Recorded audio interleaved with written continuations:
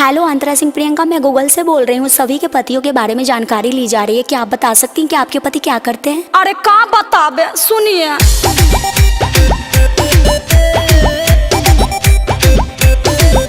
बजाते हैं बैंड मेरे हस्बैंड, बजाते हैं बैंड मेरे हस्बैंड, न देते हैं चैन, और रोती हूँ तो कहते हैं उलू लुलू बाबू मेरी चुप रहो, उलू लुलू सोना मेरी चुप रहो, उलू लुलू जानू मेरी चुप रहो। मुँह भी दाब देते हैं, चुप रहो। तब तो आपके साथ बहुत बुरा हो रहा है। सही कह रहे हैं, किस्मत में लेढ़ा तो कहाँ से मिलेगा पेड़ा।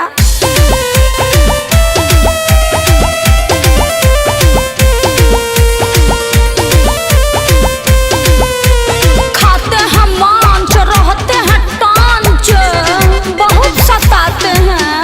खाते हैं मांस, रहते हैं टांच, मारते हैं पांच, रोती हूँ तो कहते हैं उलू लुलू बाबू मेरी चुप रहो, उलू लुलू सोना मेरी चुप रहो, उलू लुलू बाबू मेरी चुप रहो,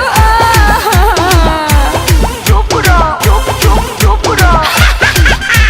तब तो ये बहुत गंभीर समस्या है, लंबे समय तक चल सकती है। अरे बक, उपाय है तो बताइए, ज्यादा मत फरमाइए।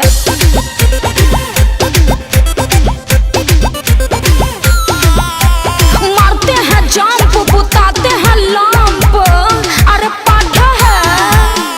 मारते हैं जंप, बुताते हैं लंप, करेजा में होता है काम, पर रोती हूँ तो कहते हैं उलू लुलू बाबू मेरी चुप रहो, उलू लुलू सोना मेरी चुप रहो, उलू लुलू जानू मेरी चुप रहो।